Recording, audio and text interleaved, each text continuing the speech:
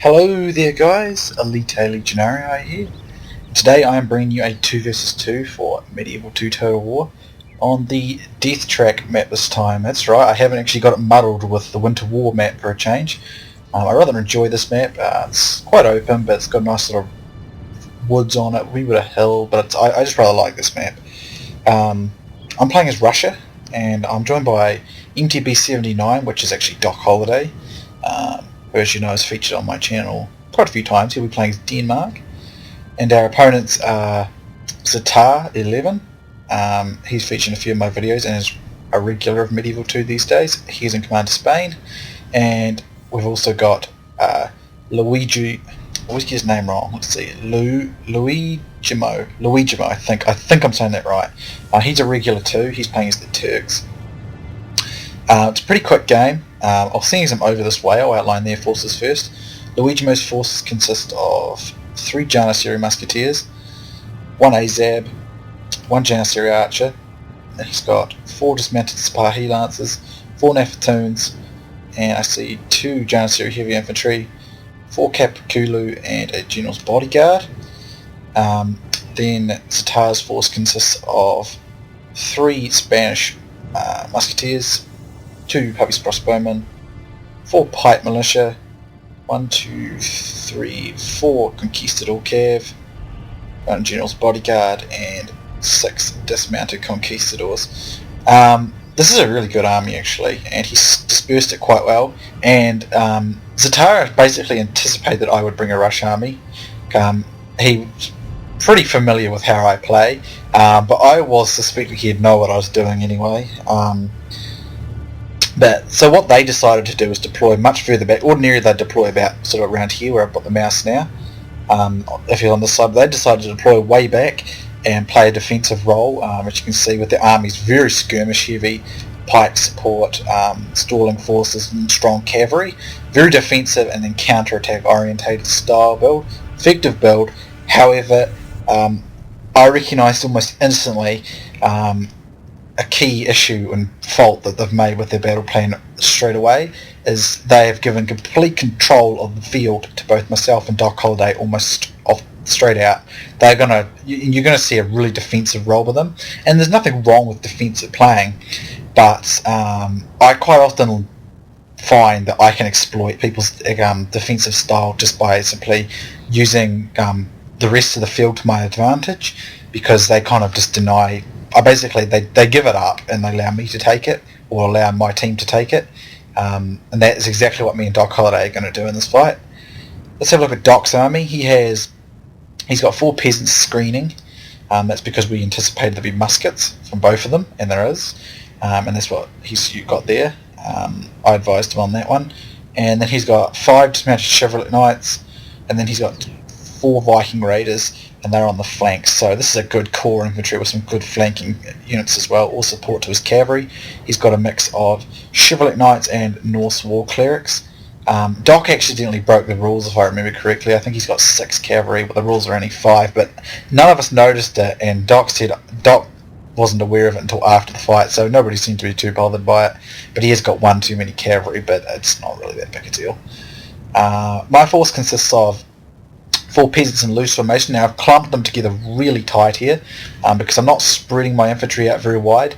This is in order to compensate for my Russian infantry's inferiority versus especially Spain. I'm all right against the Turks, but likely they'll end up in a fight with Spain, and I need to mass their numbers and their power together to compete with conquistadors. And also I find it easier to protect a lot of you guys this way when they're tighter, so having my peasants all jumbled and mixed in such a blocky formation should almost definitely cover them from any musket fire, at least my good infantry. So 4 peasants, 4 dismounted boyar sons, 4 dismounted dragoons. I have 2 spearmen, just supporting and screening and forcing away cavalry and various bits and pieces like that. And of course the real meat and power of this army are these 4 Sars Guard, which I believe I put extra upgrades on as well, extra experience upgrades over the ordinary amount, basically because when you're going to have a rush army, your cav is going to be all the power of your force, so putting extra upgrades into your cav is advisable, and plus Sarsgaard's a beast, so if you put more upgrades on them, they're even more monstrous. So these guys are going to be very, very useful in this fight. But if I lose these guys or I've used them incorrectly, I won't have much strength in my army. And of course I've got a General's Bodyguard. And Bodyguards, unlike the other Total War games, Rome Total War can be a slight exception, but generally speaking you wouldn't use them in that very much. But in Medieval 2, Bodyguards are superb units. Anyway, let's just get back down to normal speed here. So I'm just going to go over to Doc and Link here. Now, you'll see, as I said, that these guys took a defensive role. As you can see, Zatar is already withdrawing, and they're obviously going to draw into this area, or that's what they were trying to do. And that automatically, as soon as they did this, I thought these guys are playing outright defense. They're not going to play a aggressive role, or they're most likely going to play a defensive role until they've taken the advantage and then attack with counter, or counter-attack me, or me and Doc. So in this regard, I knew that they're going to be fairly static off the start. So my plan was pretty straightforward. I messaged to Doc, let's ignore Spain, or let's hold Spain in play, and then thunder into the Turkish player. Now the reason for this is because of the expensiveness of Janissary Musketeers. He's got 3 of them. They're a very expensive unit, especially if you put upgrades on. There's not a lot of infantry power here. There's a few. There's a couple of Janissary and a few Saracen militia type units. They won't be able to hold up to a combined attack. And if we push it hard enough and correctly, we can force his Nafatoons out of the fight before they can assist. If we did that wrong, the Nafatoons could rout us. So it's very important that we deal with those Nafatoons, or at least deny them from the fight. We have not brought missiles, though, so that makes that difficult. But what we're going to do is just going to have to sweep around the Turkish player's flanks and keep him moving. And all I've told Doc to do is just deny Spain. Just try and... I think Zatar was probably the one trying to work this strategy. I might be wrong though. And I think he got a bit fixated on a defensive plan, and I was just saying to Doc, kind of give him what he wants and like hold him up a bit, and we're going to try and sort of blitz the Turks. Because my cav will destroy the Kapakulu, and combined with some of Doc's cav will be fine, and all Doc has to do is just kind of start refusing his flank on Spain and just support me where needed, and we should be able to take out the Turkish player. Then we'll engage Spain. That was the overall battle plan, so we're working on that now. Now in Medieval 2, you can run straight away at the start of a fight and continue to run for mostly the majority of the fight, because it does not exhaust your troops nearly to the same degree as it does in like Rome Total War or any of the other Total War games. They have a tendency to not exhaust in Medieval 2 nearly as quickly. So I'm sprinting out here, and I'm going to start forming up right on his flank, and as you can see, he is turning a bit to face me, but he's going to keep using his static defense role, as is Spain. Now Zatar moves forward here, and I said to Doc, be ready to put your peasants into loose, because I bet he'll use his cavalry and try and catch you out of position here. But Doc has left enough cav behind to screen here, while he's still got his General's Bodyguard and the Chevalier Knight and Norse War Cleric this way. And Zatar decides to pull out in case he gets cav isolated. I probably would have made a quick strike and disengaged, because he probably could have got some of these Viking raiders and stuff, and then quickly got out before the cav could intercept. As you can see, they're opening up here with their guns, and as you can see, my peasants doing their job, taking all the hits, and my infantry is completely unscathed. And this is exactly what they're for. And what you can do is just push these guys forward, and you can run some of these units back. If the Nafatoons are on skirmish mode, they'll break away and not stay in the fight. As you can see, I'm just going to push forward like this and just keep going. In fact, what I'm actually going to end up doing in this fight is mostly ignore all this infantry area here, because I don't want to get clustered up by his Nafatoons, and I'm going to focus almost entirely on trying to destroy his cavalry. As you can see, Zatar comes in here to attack me, but my peasants are going to soak this up, and I'm just going to ignore them, keep pushing out over here. As you can see, I'm going to begin the cavalry fight, and I'll charge my Sarsgaard into his guys.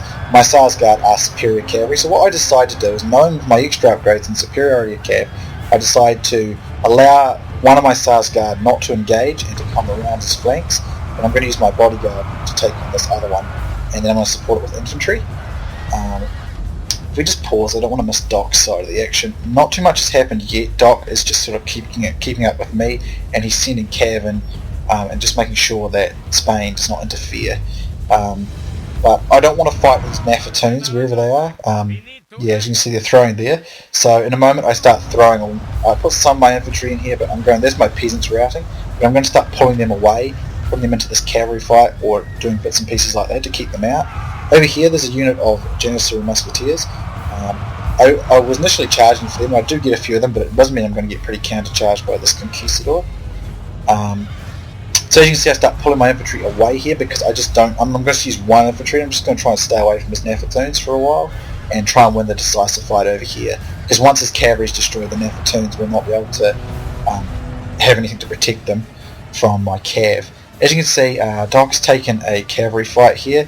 The conquistadors are probably doing a little bit better, but Doc is just kind of denying. As you can see, he's kind of being here, but he's refusing his flanks here, so the Zatar can't get into the fight. And he's supporting me and getting charges in on some of these guys, and he's got, as you can see, he's got his General's Bodyguard in here as well, and this is just helping turn this fight even faster. He's going to get a charge here, and he gets into these Nafatoons, which is great. As you can see, I think the Turkish general is dying, and we're going to start pulling around here. Doc needs to disengage these guys here before they take too much shots from those Nafatoons. I don't think he does at the time. But as you can see, this Turkish infantry is broken, the cavalry is starting to crack, and Doc has still got the Spanish player completely, basically out of the action. And he needs to be getting over here fast to rescue the Turk, or all their team's going to suffer. As you can see, my cav manages to completely rout the Kapakulu. Over here they're grinding these guys down. They are getting fought by infantry, cavalry, and some of those musketeers. So I need to reinforce that section of the fight. But at this stage, I decided to start pulling my men into the infantry fight because we've caught his Nafatoons out of position, and he's not able to use them. Over here I'm going to charge these guys here before they can start shooting at my flanks, and as you can see, I bring in some more of my cavalry over this way, and we're going to deal with the last of these guys. So as you can see, Doc is now fully engaging with Spain. He doesn't even need to try and win really, all he has to do is just try and hold. He does a pretty good job though, for the most part. He is broken a wee bit over here, but he's doing a pretty good job, and I've got my spearmen out here helping Doc against the Spanish cav. As you can see though, the Turkish player has completely been routed, and now I'm bringing my Sars Guard into the flanks of these conquistadors to help Doc, and that will start making a big difference. Now there is some of the Spanish cav coming into these Danish infantry, which is dangerous, but we have destroyed the Turkish player here through our combined strike and then delaying tactics. And now I'm just going to push my infantry and my cavalry around and try and destroy the flanks of the Spanish infantry and pikemen here, which are duking it out with Doc Holliday. All Doc has to do, all I told Doc to do this entire fight was just hold them, stall them, and we'll go from there. And as you see, several of these Spanish conquistadors are routing because my cavalry is getting rear charges on fixed units. I decided to charge in here just in case his musketeers start causing routs, but as you can see, there's a momentous rout starting to fall on the Spanish troops here, and all my cav is now free to come after him. I was just mopping up the Nafatoons out the back here before they could be a nuisance. But I've got my infantry here ready to support Doc as he needs them. Doc just starts swamping these guys now, and he's just basically going to outflank them here, and I'm just keeping these missiles away so they can't cause flank shots, and I'm going to pull my spearmen in, and I've got some my other infantry on the way as well. As you can see, again, it's probably a bit of an example of Medieval 2's kind of favour towards aggressive tactics. It is a game, like, it doesn't mean you can't play defensively in Medieval 2, you certainly can, but the mechanics in this game kind of are more orientated towards an aggressive strike. At least it's my opinion.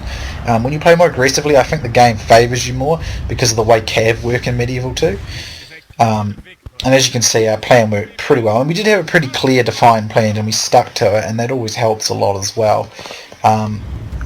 But what that's enabled us to do is basically quickly knock out the Turk and just deny Zatar, because as you can see, Zatar actually got the most kills out of everyone here.